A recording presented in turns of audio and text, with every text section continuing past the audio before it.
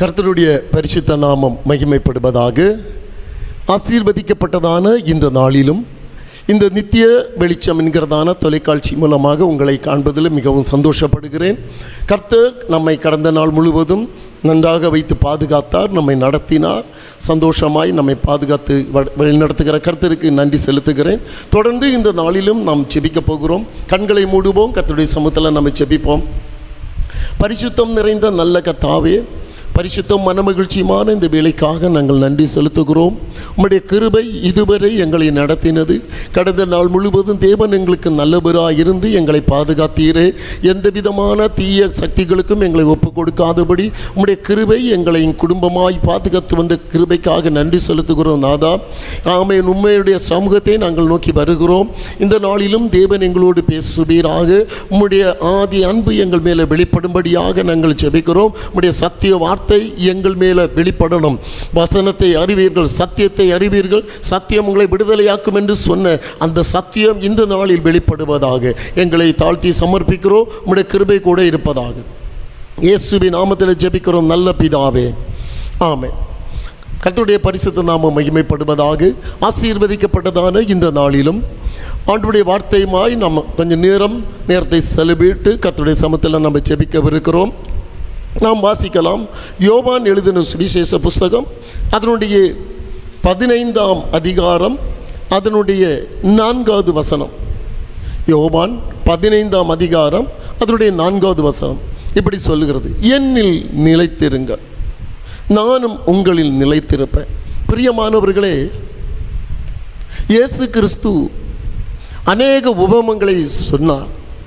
அதில் ஒன்று திராட்சை செடி உபமை. இது அநேகர் மனப்பாடமாக கற்றுக்கொண்டிருக்கிற அதிகாரம். அநேக செய்திகளை நம்ம இதில் கேட்டிருக்கிறோம். ரொம்ப பிரயோஜனமுள்ளதான இந்த வேத பகுதி.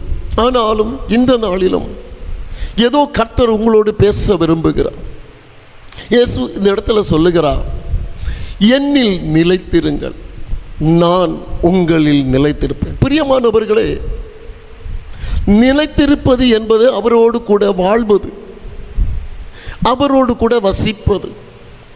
எப்படி நாம் நம்முடைய பிள்ளைகள், குடும்பம் என்று சொல்லி நாம் வசிக்கிறோமோ வாழுகிறோமோ, அதுபோல தேவனோடு கூட நம்ம வசிப்பது, வாசம் பண்ணுவது, தேவனுடைய உறவில் இருப்பது. கர்த்தரில் நிலைத்திருங்கள். இயேசு சொன்னார், என்னில் நிலைத்திருங்கள். ஏன் ஆண்டவர் அப்படி சொன்னார்? ஏன் அப்படி ஆண்டவர் சொல்ல காரணம் என்ன? வேதம் நமக்கு சொல்லிக் கொடுக்கிறது. இதே அதிகாரத்திலிருந்து சில காரியங்களை நான் உங்களுக்கு முன்பதாக சுட்டிக்காட்ட விரும்புகிறேன். ஏன் ஆண்டவர் அவரிடத்தில் நிலைத்திருக்க வேண்டும் என்று சொன்னார்னா, நாம் அவரில் வாழ்ந்தால், நாம் அவரில் நிலைத்திருந்தால், அவருடைய உறவில் இருந்தால், நாம் மிகுந்த கனிகளை கொடுக்கும்படி ஆண்டவர் நம்மை சுத்தம் பண்ணுவார். நம்முடைய வாழ்க்கையில் காணப்படுகிறதான குறைகள், நம்முடைய வாழ்க்கையில் காணப்படுகிறதான கரைகள் எல்லாவற்றையும் மாற்றி, அழுக்கை மாற்றி ஆண்டவர் அதை சுத்தப்படுத்துவார். நமக்கு தெரியும், ஒரு செடி நல்ல பலன் கொடுக்க வேண்டுமே ஆனால், அது பலன் கொடுக்குமே ஆனால், அந்த செடியை என்ன பண்ணுவார்கள்னா, தோட்டக்காரர் அதை சுத்தம் பண்ணுவார். காரணம், அது சுத்தம் பண்ணும்போது அது மிகுந்த கனிகளை கொடுக்கும். வேதம் சொல்லுகிறது, ஆண்டவர் அதை சுத்தம் பண்ணுவார். யோவான் 5:2 சொல்லுகிறது, என்னில் கனி கொடுக்கிற கொடி எதுவோ அது அதிக கனிகளை கொடுக்கும்படி அதை சுத்தம் பண்ணுவார். பிரியமானவர்களே, ஒரு சுத்தப்படுத்துதல் ஒரு தேவனுடைய பிள்ளையுடைய வாழ்க்கையில் மிக மிக முக்கியம்.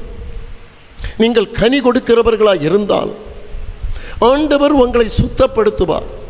எதுக்கு தெரியுமா? நீங்கள் இன்னும் அதிக கனிகளை கர்த்தருக்கென்று கொடுக்கும்படி. கர்த்தருக்கென்று நீங்கள் அதிக கனிகளை கொடுக்கும்போது என் ஆண்டவர் உங்களை மறுபடியும் சுத்தப்படுத்துவார். ஏன்? ஆமீன். சுத்தப்படுத்த நமக்கு தெரியும், ஒரு திராட்சை செடி ஆமீன் கனிகளை கொடுக்க வேண்டுமானால் வேண்டாதவைகளை எல்லாம் வெட்டி அதனுடைய அந்த திளிர்த்து வருகிற நேரத்தில் அதை வெட்டி விடுவார்கள். அதிலிருந்து அநேக மொட்டுகள் பொட்டி புறப்பட ஆரம்பிக்கும். அது அநேக கனிகளை கொடுக்கும். அதனுடைய வேர் பகுதி எல்லா இடங்களையும் சுத்தப்படுத்துவார்கள். அப்போ சுத்தப்படுத்தும் போது இது அதிக கனிகளை கொடுக்கும். இயேசு அதனால தான் சொன்னார், நீங்கள் அதிக கனிகளை கொடுக்க நீ கிறிஸ்துவில் நிலைத்திருந்தால் நீ அதிக கனிகளை கொடுக்கும்படி என் ஆண்டவர் உன்னை சுத்தப்படுத்துவார். ஒருவேளை சுத்தம் இல்லாமல் அசுத்தத்தில் வாழ்ந்து கொண்டிருக்கலாம். இன்றைக்கு ஆண்டவர் உன்னோடு பேசுகிறார். பிரிய சகோதரா, பிரிய சகோதரி, கர்த்தர் உன்னோடு பேசுகிறார். நீ சுத்தப்படுத்தப்பட வேண்டியவன். ஒரு காலத்தில் சுத்தத்தில் வாழ்ந்தவன், ஆனால் இன்று சுத்தம் இல்லாமல் இருப்பாயே. ஆனால் ஆண்டவர் நீ கனி கொடுக்கும்படி, நீ பிரகாசிக்கும்படி, நீ எழும்பும்படி ஆண்டவர் உன்னை கொண்டு பெரிதான காரியங்களை செய்யும்படி ஆண்டவர் ஒரு அறைகூவல் உனக்கு முன்பதாக விடுகிறார். உன்னை சுத்தப்படுத்த விரும்புகிறார். சுத்தப்படுத்துகிறது நோக்கம் அதிக கனிகளை கொடுக்கும்படி. வசனம் சொல்லுகிறது, அவர்கள் சுத்தப்படுத்தப்பட்டால் அதிக கனிகளை அவர்கள் கொடுப்பார். 15ஆம் அதிகாரம் 5வது வசனம் எப்படி சொல்லுகிறது? அவர்கள் அதிக கனிகளை கொடுப்பார்கள். 5ஆம் வசனம் சொல்லுகிறது, அவன் மிகுந்த கனிகளை கொடுப்பான். மிகுந்த கனிகளை கொடுப்பான். அப்ப மிகுந்த கனிகளை கொடுக்கும்படி சுத்தப்படுத்துகிறார். அப்போ மிகுந்த கனிகளை கொடுக்கும்போது அடுத்து சொல்லப்பட்டிருக்கிறது, பிதா மகிமைப்படுவார். இப்போ நான் சொல்கிறேனே, ஒரு தோட்டம் நம்ம வச்சிருக்கிறோம். அந்த தோட்டத்தில் அநேக செடிகளை வச்சிருக்கிறோம், கனி தருகிற செடிகளை வச்சிருக்கிறோம். அந்த தோட்டக்காரர் அதற்கு வேலி கட்டி அதற்கு உரம் தண்ணீர் எல்லாம் கொடுத்து அதை பாதுகாத்து அது கனி கொடுக்கிறதான காலகட்டத்தில் அந்த தோட்டக்காரர் வந்து பார்க்கும்போது அவர் நினைப்பதற்கும் அதிகமான கனிகளை அந்த செடி கொடுக்குமே. ஆனால் அந்த தோட்டக்காரனுடைய உள்ளம் மகிழ ஆரம்பிக்கும், சந்தோஷமடைய ஆரம்பிக்கும். அதுதான் வசனம் சொல்லுகிறது. அவர் என்ன செய்வார்னா மகிமைப்படுவார். நம்முடைய ஆண்டவர் சந்தோஷப்படுவார். ஒரு தோட்டத்தில் அதிக கனிகளை கொடுக்கும்போது அந்த தோட்டக்காரனுக்கு அவ்வளவு சந்தோஷம் உண்டாகிறது போல நீங்களும் நானும் கிறிஸ்துவில் நிலைத்திருந்து அதிக கனிகளை கொடுப்போமே. ஆனால் நம்முடைய பிதாவாகிய இந்த தோட்டக்காரர் நாம் கனி கொடுக்கிறதுனால நம்ம மேல சந்தோஷப்படுவார். பாருங்க, அதில் சொல்லப்பட்டிருக்கு, நீங்கள் 8வது வசனம் சொல்லுகிறது, நீங்கள் மிகுந்த கனிகளை கொடுப்பதினால் என் பிதா மகிமைப்படுவார். அவர் சந்தோஷப்படுவார், அவர் மகிமைப்படுவார். அடுத்ததில் சொல்லப்பட்டிருக்கிறது, அதனுடைய 15:7 சொல்லப்பட்டிருக்கிறது, நீங்கள் அதிக கனிகளை கொடுப்பதினால பிதாவோடு சேர்ந்து இருப்பதினால, பிதாவை மகிமைப்படுத்துகிறதுனால நீங்கள் கேட்பது எதுவோ அது உங்களுக்கு கொடுக்கப்படும். அப்போ நீங்கள் நன்றாக புரிந்து கொள்ள வேண்டும், நாம் கிறிஸ்துவில் நிலைத்திருந்தால் நாம அதிக கனிகளை கொடுக்கும்படி ஆண்டவர் நம்மை சுத்தப்படுத்துகிறார். அதுதான் நம்முடைய வசனத்தை கொண்டு ஆண்டவர் சுத்தப்படுத்துகிறது. அந்த வசனத்தின் மூலம் சுத்தப்படுத்தும் போது நாம் அநேக கனிகளை கொடுப்போம். நாம் கனிகளை கொடுக்கும்போது நம்முடைய பிதா சந்தோஷப்படுவார். பிதா சந்தோஷப்படும் போது என்ன வேணுமோ நம்ம கேட்கிறது நம்முடைய வாழ்க்கையில கிடைக்கும். ஹல்லேலூயா. பாருங்களேன், அநேகர் சொல்லுவாங்க, நான் எவ்வளவோ ஜெபிக்கிறேன் பாஸ்டர், நான் எவ்வளவோ போராடி ஜெபிக்கிறேன், என் வாழ்க்கையில எதுவுமே கிடைக்கல. நீ கிறிஸ்துவை பிரியப்படுத்தினால், கிறிஸ்துவில் நிலைத்திருந்தால், உன் வாழ்க்கை கிறிஸ்துவுக்கு ஒப்பு கொடுத்தால் நீ அநேக கனிகளை கொடுக்கும்படி ஆண்டவர் உனக்கு கிருபை செய்வார். உன் பிதா சந்தோஷப்படுவார். பிதா சந்தோஷப்பட்டாரே ஆனால் நீ கர்த்தரிடத்தில் எதை கேட்கிறாயோ அதை அவ்வளவும் உனக்காக என் கர்த்தர் கொடுக்க ஆயத்தமாயிருக்கிறார், சித்தமாயிருக்கிறார். அவன் கேட்டுக்கொள்வது எதுவோ அது அவனுக்கு கொடுக்கப்படும். இன்னும் ஒரு பக்கம் இருக்கிறது, கிறிஸ்துவுக்குள் நாம் கனி கொடுக்காமல் போனால், நிலைத்திராமல் போனால் நன்றாக புரிந்து கொள்ள வேண்டும். கிறிஸ்துவில் நிலைத்திருந்தால் நம்மை சுத்தம் பண்ணுவார். சுத்தம் பண்ணி அநேக கனிகளை கொடுக்கும்படி கிருபை செய்வார். அநேக கனிகளை கொடுத்தால் பிதா சந்தோஷப்படுவார். பிதா சந்தோஷப்பட்டால் நாம் எதை கேட்டுக்கொள்ளுகிறோமோ அவைகளை பெற்றுக்கொள்வோம். நாம் கிறிஸ்துவில் நிலைத்திராவிட்டால், மிக மிக முக்கியமான ஒரு பகுதி, நாம் கிறிஸ்துவில் நிலைத்திராவிட்டால் என்ன சம்பவிக்கும்? வசனம் சொல்லுகிறது, அதனுடைய 2வது வசனம் இப்படி சொல்லுகிறது, நீங்கள் கிறிஸ்துவில் நிலைத்திராவிட்டால் அவர், பாருங்களேன் வசனம் சொல்லுகிறது, என்னில் கனி கொடாதிருக்கிற கொடி எதுவோ அதை அவர் அறுத்து போடுவார். நாம் கிறிஸ்துவில் நிலைத்திராவிட்டால் நம்மை கர்த்தர் கொடியிலிருந்து அறுத்து போடுவார். யோசிச்சு பாருங்கள், அறுக்கப்பட்ட ஒரு அனுபவம். அப்ப அறுக்கப்பட்ட, இப்ப நான் பாருங்களேன், இப்போ எப்படி அறுத்துவிடப்படுது ஒரு கொடி? இப்ப நமக்கு தெரியும், திராட்சை செடி அது கொடி படர்ந்து போகும்போது அந்த கொடியில எது கனி கொடாம இருக்கிறதோ, எது கனி கொடுக்கிறதோ அந்த தோட்டக்காரர் வந்து பார்ப்பார். கனி கொடாது இருக்கிற கொடியை அவர் என்ன பண்ணுவாருன்னா அதை அறுத்து போடுவார். காரணம், இந்த கனி கொடுக்கிறதான கொடிக்கு கொடுக்கப்படுகிறதான அதனுடைய ஆவிக்குரிய ஆகாரமாகிய வசனமும் பரிசுத்த ஆவியானுடைய பிரசன்னமும், ஆமென், அந்த கொடி எடுத்து போடாதபடிக்கு இந்த கொடியிலிருந்து அதை வெட்டி போடுவார். அப்ப மறுத்து போடப்பட்டால் அது என்ன செய்யப்படும்னா, அது அடுத்து சொல்லப்பட்டிருக்கிறது, அதனுடைய 15:6 சொல்லப்பட்டிருக்கிறது, அவன் வெளியே எறியப்படுவான். இப்ப தோட்டத்துக்குள்ளால வரும்போது, தோட்டத்துக்குள்ளால இந்த வெட்டப்பட்ட கொடி அப்படியே கிடக்கும். இந்த வெட்டப்பட்ட கொடி தோட்டத்துக்குள்ளால கிடக்கும்போது இந்த தோட்டக்காரருக்கு அது வந்து ஒரு தடையாக இருக்கும். மற்ற செடிகளை பராமரிப்பதற்கும் உள்ளே வருவதற்கும் தடையாக இருக்கும். அதனால இந்த கொடியை, வெட்டப்பட்ட கொடியை எடுத்து தூர வெளியே எரிந்து விடுவான், தோட்டத்துக்கு வெளியே எரிந்து விடுவான். அப்படியானால் இந்த தூர எரியப்பட்டதான இந்த கொடிக்கு தோட்டத்தில் உள்ள பாதுகாப்பு அதுக்கு கிடைக்காது. அல்லேலூயா. யோசித்து பாருங்களேன், தோட்டத்துக்குள்ளால இருக்கிறது வரைக்கும் பாதுகாப்பு உண்டானது. வெளியே எரிந்து போடப்பட்ட போது இந்த கொடிக்கு பாதுகாப்பு இல்லை. இதற்கு ஆமென் ஆகாரம் இல்லை, தண்ணீர் இல்லை, உரம் இல்லை. அதனால இந்த தூக்கி எறியப்பட்ட கொடி என்ன பண்ணுகிறதுன்னா அது வாடி போகிறது, உலர்ந்து போகிறது. வசனம் சொல்லுகிறது, அதனுடைய 15:6 தான் சொல்லப்பட்டிருக்கிறது, அது உலர்ந்து போகும். யோசிச்சு பாருங்களேன், தோட்டத்தில் செடியோடு நல்ல கொழுகொளா வளர்ந்தது, நல்ல ஆசீர்வாதமாக நின்றது, நல்ல உயர்ந்த நிலையில் நின்றது.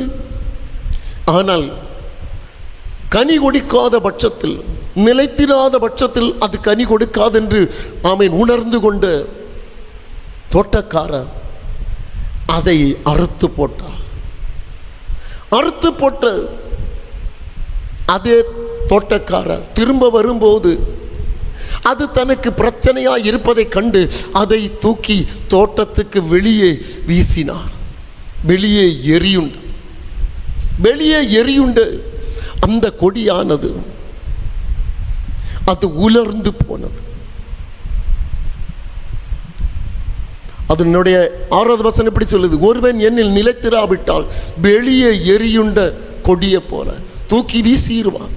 பிரிய தெய்வ பிள்ளையே, ஆண்டவருடைய பிரசன்னத்தில் இருந்த நீங்கள், ஆண்டவருடைய அன்பில் வாழ்ந்த நீங்கள், ஆண்டவருடைய ஐக்கியத்தில் இருந்த நீங்கள், கர்த்தரோடு உறவாடின நீங்கள், இன்றைக்கு ஒருவேளை ஆண்டவருக்கென்று பிரயோஜனம் இல்லாமல் ஆண்டவருடைய அன்பை மறந்து இந்த உலகத்தின் காரியங்களில் திக்கி அவன் தடுமாறு கொண்டு இருப்பீர்களே. ஆனால் வேதம் சொல்லுகிறது, கனி கொடுக்காத பட்சத்தில், ஆண்டவரில் நிலைத்திராத பட்சத்தில் நீங்கள் கனி கொடுக்க மாட்டீர்கள். உங்களை வெட்டி ஆமென் எரிந்து போடுவார். தோட்டத்திற்கு வெளியே போகிறதான அந்த செடிக்கு பாதுகாப்பு இல்லை. வெளியே போகிற செடி அது இந்த பாதுகாப்பு இல்லாத பட்சத்தில் பலரால் மிதிக்கப்படும். ஆமென், மிதிக்கப்பட்டு சத்துருவினால் மிதிக்கப்படும். தோட்டத்துக்குள்ளால இருக்கிறது வரைக்கும் உங்களுக்கு பாதுகாப்பு, தேவன் பாதுகாப்பாக இருக்கிறார். தோட்டத்துக்கு வெளியே போனால் உங்களுக்கு பாதுகாப்பு இல்லை, சத்துரு உங்களை மிதித்து போடுவான். தோட்டத்துக்கு வெளியே சத்துருக்கள் உங்களை வேட்டையாடும், சத்துரு உங்களை தகர்க்கும்படி பின்தொடருவான். ஆனால் தோட்டத்துக்குள்ள இருந்த உங்களுக்கு பாதுகாப்பு. தோட்டத்துக்கு வெளியே எரியுண்டவன், வசனம் சொல்லுகிறது, அவன் எரியுண்ட கொடியை போல் எளிய எரியுண்டு அவன் உலர்ந்து போவான். அவனுடைய ஆவிக்குரிய வாழ்க்கை உலர்ந்து போகும். இன்னைக்கு நான் உங்களோடு பேசும்போது பரிசுத்த ஆவியானவர் உங்களோடு பேசிக்கொண்டு இருக்கிறார். உன்னுடைய ஆவிக்குரிய தரம் எப்படி இருக்கிறது? ஆவிக்குரிய வாழ்க்கையில் ஆண்டவருக்கும் உங்களுக்கும் உள்ள உறவு எப்படி இருக்கிறது? செல்வ செழிப்பில் ஆவியானவரோடு உறவாடி கொண்டு இருக்கிறீர்களா? இல்லை தோட்டத்திற்கு வெளியே உலர்ந்து கொண்டு இருக்கிறீர்களா? உலர்ந்து கொண்டு இருப்பது என்றால் அதற்கு தேவையான ஆகாரம் கிடைக்கப்படுவதில்லை. தோட்டத்துக்குள்ளான ஆகாரம் கிடைக்கும். வசனமாக இருக்கட்டுமே, ஆமென், பரிசுத்த ஆவியின் அபிஷேகமாக இருக்கட்டுமே, ஆமென், கிடைத்து கொண்டே இருக்கும். தோட்டத்துக்கு வெளியே ஒன்றும் கிடைப்பதில்லை. இது வாடி போக ஆரம்பிக்கும், அது கருகி போக ஆரம்பிக்கும். Praise the Lord. அடுத்து அப்படி உலர்ந்து போகிறதை என்ன செய்வார்கள்? அதே 6ஆம் வசனம் சொல்லுகிறது, அப்படிப்பட்டவைகளை சேர்த்து அக்கினியிலே போடுவார்கள், அவைகள் எரிந்து போகும். அப்ப இதற்கு முடிவு என்ன? வெளியே போடப்பட்டதை, ஆமென், உலர்ந்து போனதை அப்படியே கட்டி கொண்டு போய் அக்கினியில் போடுவார்கள், அது எரிந்து போகும். பிரியமான தெய்வ பிள்ளையே, தேவனை ஆராதிக்கிற என் அன்பு சகோதரா சகோதரி, இந்த வார்த்தையை நீ ஒருவேளை கேட்டுக்கொண்டு இருக்கும்போது எந்த நிலைமையில் இருந்து கொண்டு இருப்பாய் என்பதை, ஆமென், அல்லேலூயா, பரிசுத்த ஆவியானவர் அறிவார். ஒரு காலத்தில் கர்த்தருக்கென்று பயன்பட்ட நீ, ஒரு காலத்தில் கர்த்தருக்கென்று பிரயோஜனப்பட்ட நீ, ஒரு காலத்தில் கர்த்தருக்காக செயல்பட்ட நீ, இன்றைக்கு எல்லாம் இழந்து ஆண்டவருடைய பிரசன்னத்தை விட்டு, ஆமென், வெகு தூரம் சென்று கொண்டிருக்கிறாயோ? உன்னை பார்த்து தான் கர்த்தர் சொல்லுகிறார், நீர் வெளியே எரியுண்ட கொடியை போல அழிந்து போக அல்ல, உன்னை தோட்டத்துக்குள்ளால வைத்து பராமரிக்க என் கர்த்தர் உன்மேல சித்தம் வைத்திருக்கிறார். நீ அழிந்து போக என் கர்த்தர் விரும்பவில்லை. நீ அழிவை நோக்கி போக, தோட்டத்துக்கு வெளியே போக என் ஆண்டவர் விரும்பவில்லை. நீ தோட்டத்துக்குள்ளால இருந்து வாழ்வடைய என் கர்த்தர் உன்னை வருந்தி அழைக்கிறார். Praise the Lord. யோசித்து பாருங்களேன். வசனம் சொல்லுகிறது, வெளியே எரியப்பட்ட கொடியை அக்னியிலே போடுவார். அக்னி மார்க்கு 9:44 சொல்லுகிறது, அது நாசமானது. அங்கே அக்கினி கந்தகம், அங்கே எரிந்து கொண்டிருக்கிற, ஆமென், அக்கினி அபியாத அக்கினியாக இருக்கும். 44 சொல்லுகிறது, 9:44 மார்க். அங்கே அவர்கள் புழு சாவாமலும் அக்கினி அபியாமலும் இருக்கும். நாம் கனி கொடுத்தால் நமக்கு ஆண்டவர் நித்திய வாழ்வை வச்சிருக்கிறார், பரலோக ராஜ்யம். கனி கொடுக்காமல் ஆண்டவருக்கு பிரியமில்லாமல் இருப்போமே ஆனால் நாம் அழிந்து போவோம். அங்கே புழு சாகாமல் இருக்கும், அக்கினி அவியாமல் இருக்கும். நரகத்தில் நாம் சென்று பங்கடைய வேண்டிய ஒரு சூழ்நிலை வரும். பிரிய சகோதரனே, பிரிய சகோதரியே, நீ அழிந்து போக என் ஆண்டவர் விரும்பவில்லை. நீ தோட்டத்தில் கனி கொடுக்க என் கர்த்தர் உன்னை அழைத்திருக்கிறார். ஆமென். ஒரு காலத்தில் நீ கனி கொடுத்திருக்கலாம், ஒரு காலத்தில் நீ நன்றாக ஜெபிக்கிறவனா இருக்கலாம், ஒரு காலத்தில் நன்றாக பாடுகிறவர்களா இருக்கலாம், ஒரு காலத்தில் ஓடி ஓடி ஆண்டவருக்கென்று ஊழியம் செய்தவர்களாக இருக்கலாம். இன்றைக்கு ஊழியத்தின் அனுபவத்தை விட்டு, ஊழியத்தின் பிரசன்னத்தை விட்டு, ஆண்டவருடைய தொடர்பிலிருந்து துண்டிக்கப்பட்டு நீ வேறொரு நிலைமையிലേക്ക് சென்று கொண்டு இருப்பாயே. ஆனால் இன்றைக்கு உங்களை பார்த்து என் ஆண்டவர் சொல்லுகிறார், திரும்பி வா, தோட்டத்துக்குள்ளால வா. ஆமென். தோட்டத்துக்குள்ளால உனக்கு பாதுகாப்புண்டு சகோதரா, தோட்டத்துக்குள்ளால உனக்கு பாதுகாப்புண்டு சகோதரி, தோட்டத்துக்குள்ளால உனக்கு பாதுகாப்புண்டு வாலிப தம்பியே, தோட்டத்துக்குள்ளால உனக்கு பாதுகாப்புண்டு வாலிப தங்கச்சியே. தோட்டத்துக்கு வெளியில அநேக சத்துருக்கள் உன் வாழ்க்கையை தகர்க்கும்படி உனக்கு விரோதமாக எழும்பி நிற்கிறார்கள்.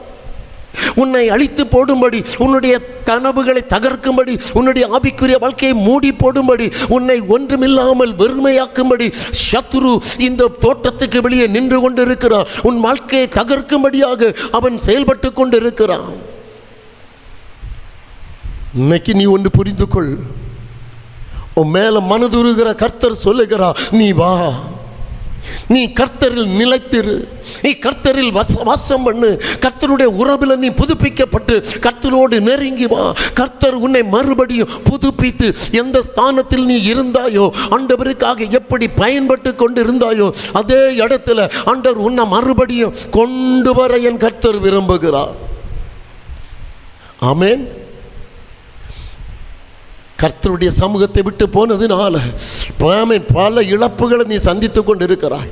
கர்த்தருடைய சமூகத்தை விட்டு போனதுனால அநேக இழப்புகளை நீ அனுபவித்து கொண்டு இருக்கிறாய். கர்த்தரில் நிலைத்திருந்தால் ஆண்டவர் உன்னில் நிலைத்திருப்பார். ஆண்டவர் உன்னில் வாசம் பண்ணுவார். உன் வாழ்க்கை மாறும், உன் குடும்பத்தின் சூழ்நிலை மாறும், உன்னுடைய நிலைமை மாறும். உன்னை கர்த்தர் மாற்றி ஒரு பெரிய இடத்துல உன்னை வைத்து அழகு பார்க்க என் கர்த்தர் உன்னை அழைக்கிறார். இன்றைக்கு கர்த்தருடைய சமூகத்தில் உன்னை தாழ்த்தி ஒப்பு கொடுக்கலாமா? விழுந்து போன தாவீதின் கூடாரத்தை மறுபடியும் புதுப்பிக்கிற கர்த்தர் இன்றைக்கு உன்னண்டை நின்று கொண்டிருக்கிறார். நீ இழந்து போன நன்மைகள், நீ இழந்து போன ஆசீர்வாதங்கள், நீ இழந்து போனதான சுகங்கள் மறுபடியும் கர்த்தர் தந்து உன்னை தேசத்தில் உயர்த்தி அழகு பார்க்க என் ஆண்டவர் சித்தம் கொண்டிருக்கிறார். உனக்காக பரலோக ராஜ்யம் ஆயத்தமாக இருக்கிறது. ஸ்தோத்திரம். நீ திரும்பி வந்தால், நீ எழும்பி வந்தால் ஆண்டவர் உனக்காக நித்திய ராஜ்யத்தில் சேர்ப்பார். இல்லையே நரகம் நமக்கு முன்பதாக வைக்கப்பட்டிருக்கிறது என்பதை நீ மறந்து போகக்கூடாது. ஹல்லேலூயா. இந்த வேளையும் நம்மை கர்த்தருடைய சமூகத்தில் ஒப்பு கொடுப்போமா? இந்த வார்த்தையை கேட்கிறேன் அன்பு தெய்வ பிள்ளையே. நீ இருக்கிற இடத்துல ஆண்டவருடைய சமூகத்தில் முழங்கால் படிட்டப்பா, நரகத்துக்கு அல்ல, வெளியே தள்ளப்படுவதற்கு அல்ல, உலர்ந்த கொடியை போல வெட்டுண்டு வெளியே தள்ளப்படுவதற்கு அல்ல என்னை நீங்கள் அழைத்தது. நான் எழும்பி பிரகாசிக்க என்னை உம்முடைய கரங்களிலே தருகிறேன். நான் உண்மையில் நிலைத்திருக்க விரும்புகிறேன் என்று ஆண்டவருடைய சமூகத்தில் இப்பொழுதே கர்த்தரை நோக்கி ஜெபம் செய்வாயா? கர்த்தர் உன்னை பலப்படுத்த விரும்புகிறார். கர்த்தர் உன் மேல மனதுருக்கம் உள்ளவராய் உன் பக்கத்தில் கடந்து வருகிறார். உன்னை மறுபடியும் தட்டி தூக்கி உன்னை ஹல்லேலூயா கர்த்தரோடு சேர்க்க விரும்புகிறார். ஆண்டவர் உன்னோடு இடைப்பட விரும்புகிறார். ஆண்டவருடைய ஆசீர்வாதத்தின் கரம் உன் மேல வெளிப்பட ஆரம்பிக்கிறது. நீ ஆண்டவரை பார்த்து ஜெபிக்கும் போது ஒரு தேவ கரம் மறுபடியும் உன் பக்கத்திலே கடந்து வந்து, அன்பு மகனே, அன்பு மகளே, நான் உன்னோடு கூட இருக்கிறேன் என்ற சத்தம் உன் காதுகளில் தொனித்து கொண்டு இருக்கிறது. பரிசுத்த ஆவியானவர் உன்னோடு பேசிக்கொண்டு இருக்கிறார். இன்றைக்கு கர்த்தர் உன்னை மறுபடியும் தூக்கி எடுக்க விரும்புகிறார். மறுபடியும் உனக்குள்ளால இழந்து போன கிருபையை தந்து மறுபடியும் ஆண்டவர் உன்னோடு ஹல்லேலூயா வாழ விரும்புகிறார். கர்த்தர் உன்னோடு வாசம் பண்ண விரும்புகிறார். அன்பு தங்கச்சி, அன்பு ஹல்லேலூயா தம்பி, அன்பு சகோதரா சகோதரி, அன்பு மாதாவே பிதாவே, நீ விழுந்து போன அனுபவத்திலிருந்து மறுபடியும் எழும்பி வா. இது ஆண்டவர் உனக்கு கொடுக்கிற கடைசி தருணமாக இருக்கலாம். ஆண்டவர் உன்னோடு பேசுகிற கடைசி தருணமாக இருக்கலாம். நீ வந்தால் உன்னை வாழ்வித்து ஆண்டவர் உன்னோடு சேர்ந்து வசிக்க விரும்புகிறார்.